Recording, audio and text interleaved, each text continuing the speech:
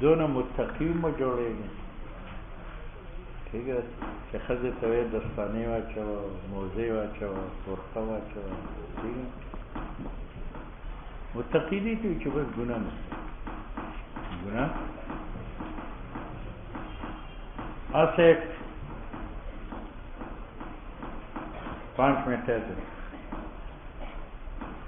حالانکہ جنازہ کو نہیں پیارا شا دلتا نزدی اور جنازہ خدا دا موقفن لے والا فارغ کرنا.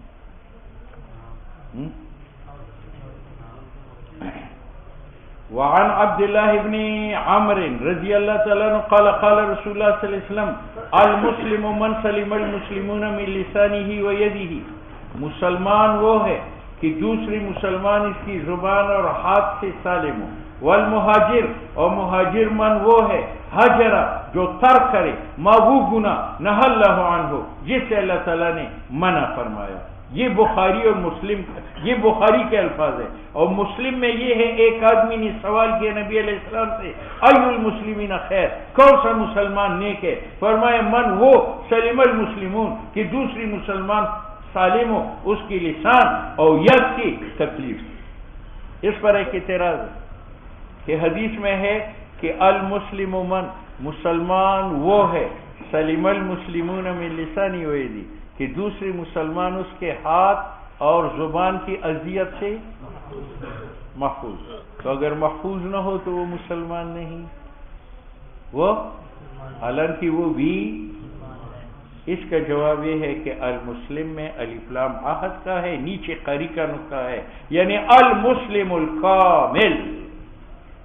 مسلمان کامل وہ ہے کہ دوسرے مسلمان اس کے ہاتھ اور زبان کی اذیت سے محفوظ ہو. بات سمجھ میں آ گئی. دوسرا اعتراض یہ ہے کہ مسلمون جمع مذکر سالم ہے. اس کا معنی ہے کہ مسلمان کامل وہ ہے کہ مسلمان مردوں کو ہاتھ اور زبان کی اذیت نہ دے. اگر عورتوں کو چھیڑے تو کوئی بات نہیں. ٹھیک ہے.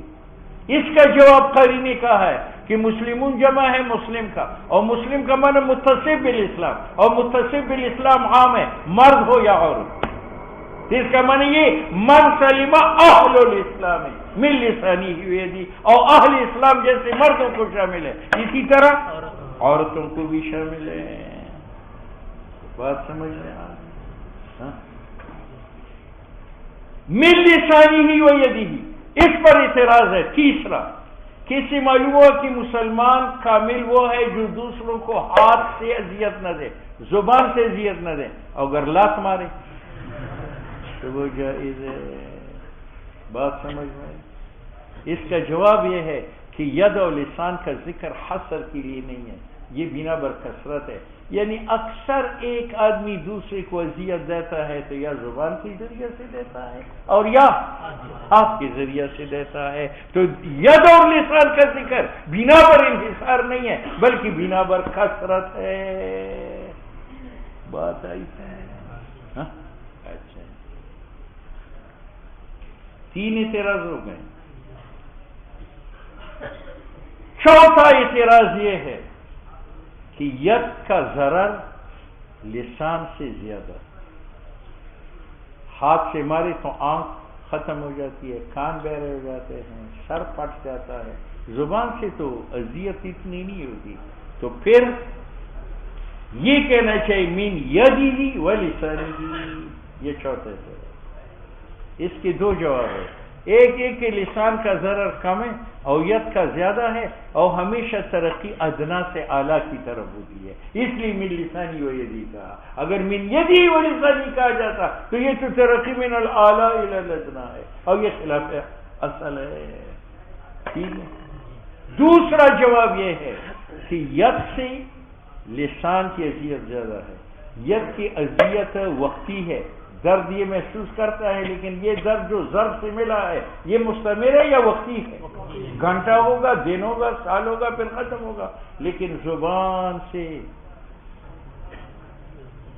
جو اذیت ہے اس سے دل ٹوٹ جاتا ہے اور دل کی مثال شیشے کی طرح ہے اور شیشہ ٹوٹ جانے کے بعد جوڑتا نہیں ہے تو اس کا درد مستمر ہے. بات سمجھ میں آ گئی؟ ہاں غالب کہتے ہیں شیشہ ٹوٹے تو چنا چن کی صدا آتی ہے، شیشہ ٹوٹے تو چنا چن کی صدا آتی ہے. اور محبوب کو ہاتھ لگایا، کتنے دل ٹوٹے یہاں کوئی بھی آواز، کوئی بھی، اس لیے کہ دل ٹوٹنے کے بعد مر جاتا ہے. اور دل پر جسم کا دار و مدار ہے، تو سارا جسم مرتا ہے، مرے تو پھر وہاں فریاد کون کرے. بہرحال یا تو یہ ترقی من الادنا الی الاعلی ہے، اور یا یہ ہے کہ لسان کی اذیت زیادہ ہے کیونکہ وہ مستمر ہے، اویت کی اذیت جو ہے وہ کم ہے کیونکہ وہ وقتی ہے. ہجرت کی دو قسم ہیں، ایک ہجرتی حسی، ایک ہجرتی معنوی. ہجرتی حسی یہ انتقال من مکان الی مکان، جیسے من مکہ الی مدینہ. اور ایک ہجرتی روحانی ہے، وہ یہ کہ انسان گناہوں سے ہجرت کرے نیکیوں کی طرف. ٹھیک ہے، اصل ہجرت ہجرت روحانی ہے. اس لیے حضور نے فرمایا المہاجر الکامل من ہجر من اللہ عنہ.